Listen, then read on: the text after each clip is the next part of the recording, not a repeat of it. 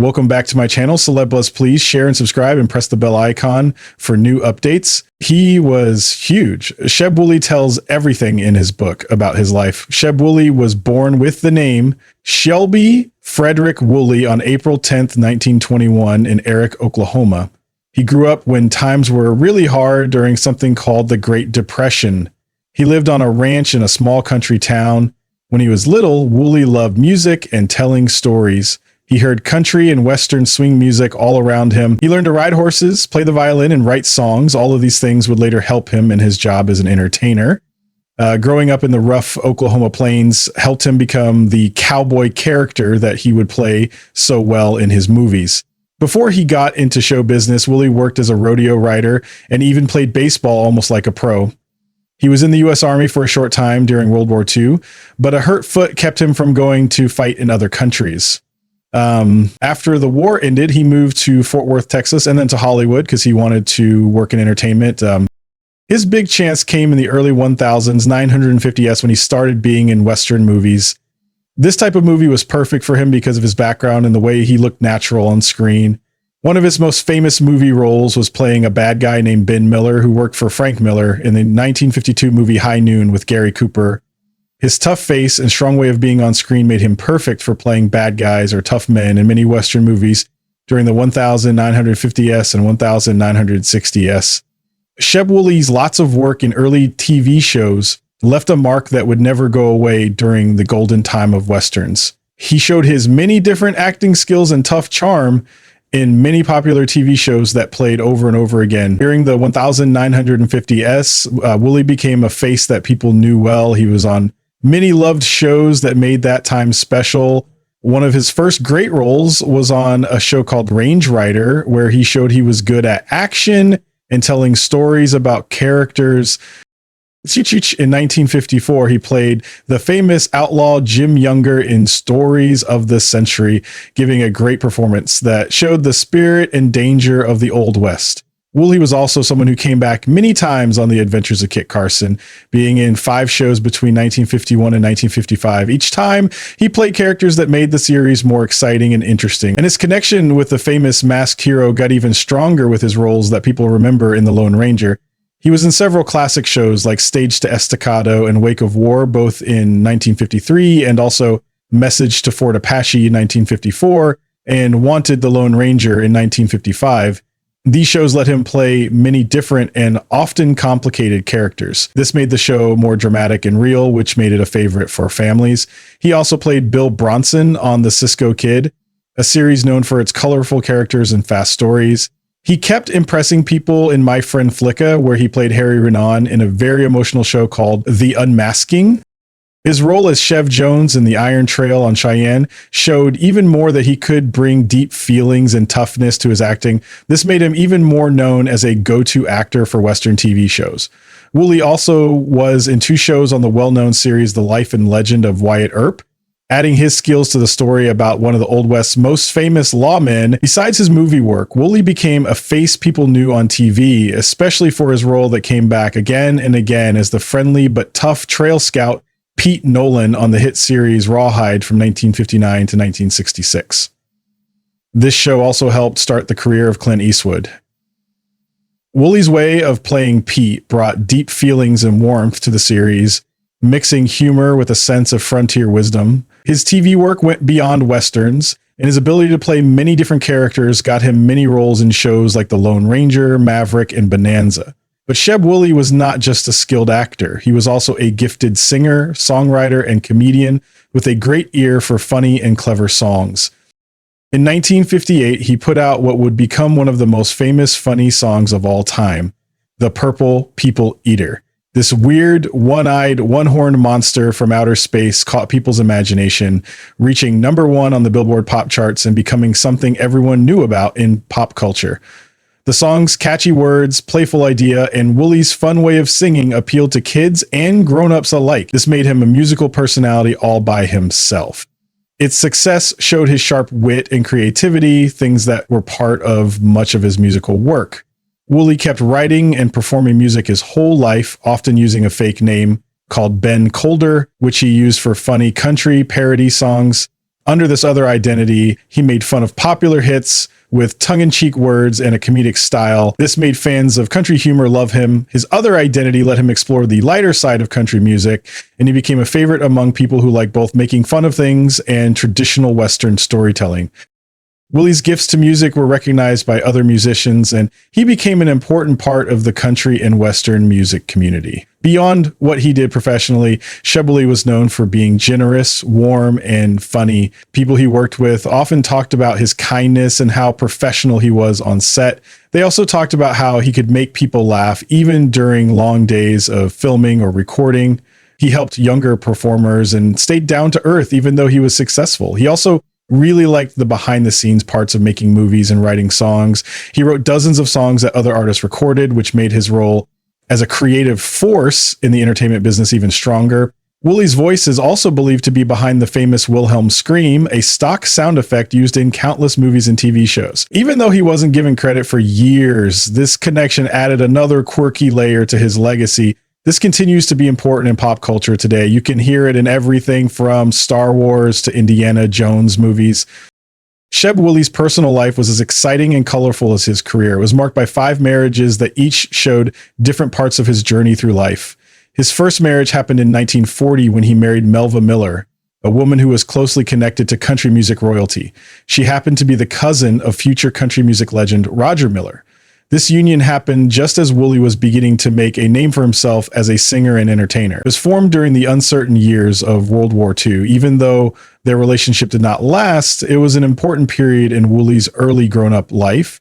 It gave him a sense of family and friendship as he worked toward his growing career in music and entertainment. After his first marriage ended, Wooley got into his second marriage in 1946 with Edna Talbot Bunt in Fort Worth, Texas. This marriage marked a time of change in his life. At this time, Wooley was still balancing his dreams in the music and movie businesses with more settled responsibilities. His marriage to Edna happened just as he began making a unique place for himself in the Western swing and country music scenes. While not much public information is widely known about their life together, this marriage, like the one before, eventually ended. This led him to look for new personal beginnings somewhere else.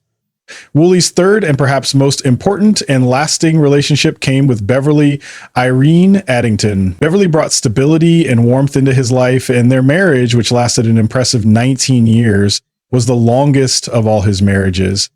Together, they built a loving home and made the heartfelt decision to adopt a daughter, Christy Lynn. Wooley took great pride in becoming a father, and Christy's presence brought a deep sense of joy and purpose into his life. The years he spent with Beverly were filled with professional successes and personal milestones. This included his continued work in TV and film, his musical recordings, and his comedic other identity, Ben Calder, gaining popularity. Despite their eventual separation, the nearly 2 decades they spent together left a mark that would never go away on Wooley's life.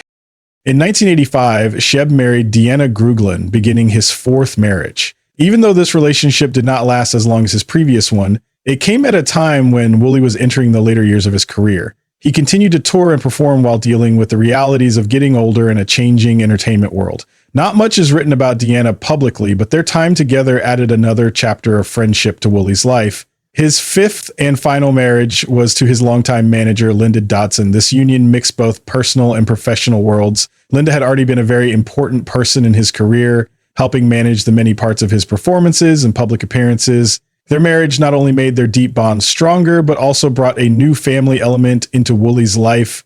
Linda had a daughter named Shauna, whom Sheb reportedly grew fond of. In his later years, surrounded by both his biological and adopted family as well as step-family, Sheb found a renewed sense of connection and belonging. This final marriage gave him the support and care he needed as his health got worse, and Linda stayed by his side during his final years. Through all of his marriages, Sheb Wooley showed a deep desire for lasting love and meaningful friendship. His family life, though marked by change and complexity, was ultimately one of devotion, love, and strength. This mirrored the adventurous and heartfelt themes he so often brought to life through his music and acting. In a particularly honest and surprising section of his book about his life, country western singer and actor Sheb Wooley devoted an entire chapter to his working relationship with fellow actor Eric Fleming, star of Rawhide. Wooley, who was never one to shy away from telling it like it was, made a jaw-dropping confession that still gets whispered about among classic TV fans today. With his typical bluntness and humor, he opened the section with 3 words in bold letters. He was massive. While readers might first think this was talking about Fleming's physical height, and indeed at an imposing 6 feet with rugged good looks and a commanding presence, Fleming did tower over many of his co-stars.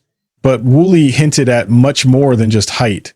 Wooley told stories about how on the Rawhide set, Fleming's magnetism was almost like gravity. He walked into a room, Wooley wrote, and you felt him before you saw him. There was this unspoken power in him, a quiet intensity, the kind that could silence a room. He didn't have to say much, but when he did, everyone listened. According to Wooley, Fleming's physical presence was nearly mythic. Crew members reportedly gave him a wide space, not out of fear, but out of respect. He didn't demand respect, Wooley added. He just had it. You couldn't look at him and not feel like you were in the presence of a man who carried the weight of 10 lifetimes. But the revelations didn't stop at Fleming's screen persona. Wooley went on to speak of their long conversations between shoots, where Fleming would open up about his traumatic early life. These were stories of surviving a deeply troubled childhood, a harsh time in reform school, and a transformation into the thoughtful, almost philosophical man he became. Eric was deeper than most people ever realized, Wooley wrote. He read Tolstoy, quoted Kierkegaard, and had this way of tying profound thoughts into our dusty cowboy scenes. I told him once he was the only man I knew who could talk about God and gunfights in the same sentence and make you believe both. And then came the subtext that has fueled decades of speculation. Wooley's choice of the word massive wasn't only about personality, gravitas, or intellect. With a mischievous wink embedded in his writing, he teased, let's just say the wardrobe department always had to be creative with Eric's jeans, and the ladies on set weren't exactly complaining. Though Wooley never explicitly confirmed anything further, the implication lingered provocatively in the pages. Beyond innuendo, Wooley emphasized Fleming's tragic mystique. He carried his demons like a soldier carries his scars, he wrote. You knew there was pain in that man, but he bore it like armor. When Fleming tragically died in a freak accident during the filming of High Jungle in 1966, Wooley admitted he wept openly. I lost a co-star, a rival, a friend, and maybe in some strange way, a kind of mentor, Wooley wrote. He was massive in every sense of the word. In 1996, Sheb Wooley received a devastating diagnosis that would mark the beginning of the final chapter of his remarkable life. Leukemia, a serious form of cancer that affects the blood and bone marrow.